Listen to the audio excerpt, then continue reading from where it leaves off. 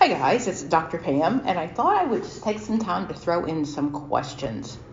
So I usually tell you which test this is for, but this question is really for everyone, whether you're taking the CPCE, the NCE, any of the social work exams, or actually my drug and alcohol test as well. LMFTs all need to know the same information. So this question is really looking at intake, assessment, and diagnosis. The question says, which of the following specifically refers to reinforcing small behavior that approximates the larger and more desirable behavior sets? Now, you know me, the first thing I'm thinking is, what the heck does this question even ask me? I don't even know what they're asking me. So let's take some time and understand the question. Which of the following specifically refers to reinforcing small behaviors? So let's just take that part and look at it. So I do know that I have got small behaviors, and I'm trying to reinforce those small behaviors, almost like steps, that approximate the larger and most desirable behavior. So what I know in this question is, it's not that I've got to where I want to get to, it is that we are closer to where I want to get to. So when I think of this question, I think a lot about babies who are first learning to walk. When babies are first learning to walk, when they take the first step, we go, yay, yay, yay, yay. We're so excited.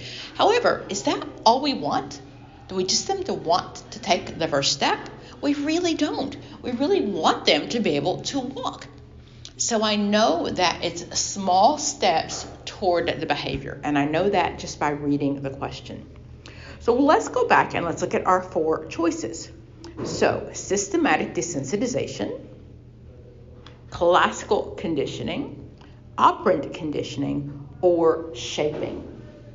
Now, I know all of you are thinking, okay, I know it's a behaviorist question. It talks about reinforcement, right? So that lets me know it's a behaviorist. And I'm thinking, so maybe it's a positive reinforcement because we're reinforcing the behavior. So let's go through each of the answers. Systematic desensitization, I know that's by Joseph Wolpe.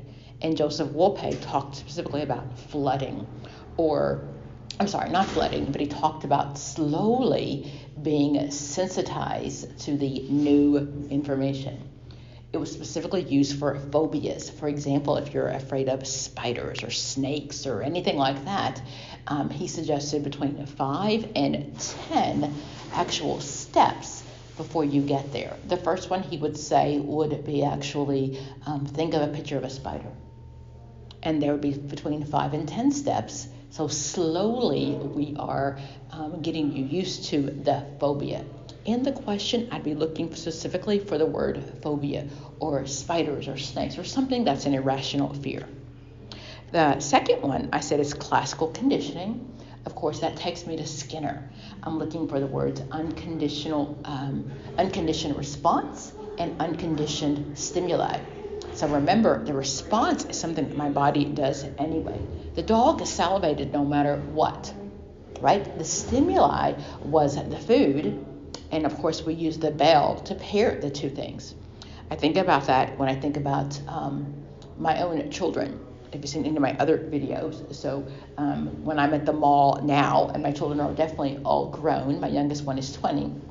However, I've been so conditioned whenever I hear the word mama, mama, mama, mama, I turn around. My response, the way that my body feels, has been paired with that stimuli, a child saying mama, mama, mama. If you don't have kids, or before you had kids, when you heard that sound, you're thinking, oh my gosh, somebody shut that kid up. But once you become a parent, you realize that you pair those two things together. Your response is the way that your body feels or acts. The dog salivated. It was unconditioned. Once it became paired, it was a conditioned stimuli. So it's unconditioned response, UCR, and then a UCS is the stimuli. After we pair them over and over again, of course, then it becomes a conditioned stimuli compared to the conditioned response. And the third one is operant conditioning. Of course, operant conditioning is Skinner, and that definitely could be a Skinner question, right? Because we're really looking at making sure that we pair those two things together. So, and the last one is shaping. So I always want you to go down and take out 2, right? There's 2 that's no way, no how that can be the answer. Okay, so let's go back to the question. Again, we're always spending more time in the question. If I haven't mentioned to you before, it's a reading test. It's a reading test. We're really just looking at what I can glean from these 3 sentences. Which of the following specifically refers to reinforcing small behaviors that approximate the larger and more desirable set? So I'm taking out systematic desensitization. I don't see anything in the question about a phobia. I'm also going to take out my classical conditioning because I don't see 2 things that are paired together, right? I don't see that some response is now paired to a stimuli.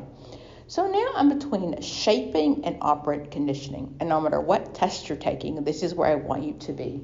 I want you to be able to get down to 2, because when we get down to 2, it's easier to compare the 2 to each other. So now I have shaping and operant conditioning. Now I do know, back in the question, I said before, operant conditioning is Skinner. Operant conditioning is Skinner, and Skinner talked about reinforcement. So a lot of people will just pick Skinner because they see the word reinforcing in the question. However, I'm going to give you a moment to think. So I took out A, systematic desensitization. I took out classical conditioning, and now between operant and shaping. And again, back to the question. Which of the following specifically refers to reinforcing small behaviors that approximate the larger and more desirable behavior sets? If you want to stop right now, you can, and think about it. But for those of you who are listening, I'm going to tell you that the answer is shaping. While operant conditioning is correct, shaping is the better answer. Shaping really talks about getting us closer and closer to desired behavior. And the key words in the question were reinforcing small behaviors to get to what I really want. I remember teaching my kids to pee-pee in the potty, right? And when they're younger and they pee-pee in the potty, you're doing the pee-pee in the potty dance. Like, hey, pee-pee in the potty, right? We're so happy. We don't go around, doing it when it's the 16-year-olds because they learn to pee-pee in the potty, do we? I hope not, at least. But again, we're always trying to take this information back to real world. You want to use this in your practice every day, not just memorizing it for the test. So shaping refers to the technique of reinforcing small behaviors that approximate the larger behaviors. As we get closer to our goal, that's what we're looking for, is did we actually learn the behavior? When it comes to our behaviorists, you really want to make sure that you understand.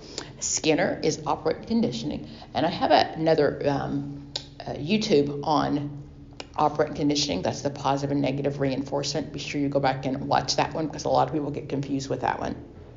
And also then Skinner, of course, is my classical. Pavlov is classical. Skinner is operant. And then Thorndike. Thorndike talks about the law of effect. And again, you'll see that on all of the tests. The law of effect says that what I need to do is reinforce behavior as soon as it happens. So, when you were a little kid and your mom said, hey, wait till your dad gets home, what we know is that really loses its punch. If we want to change a behavior, it needs to be as close to the behavior as possible.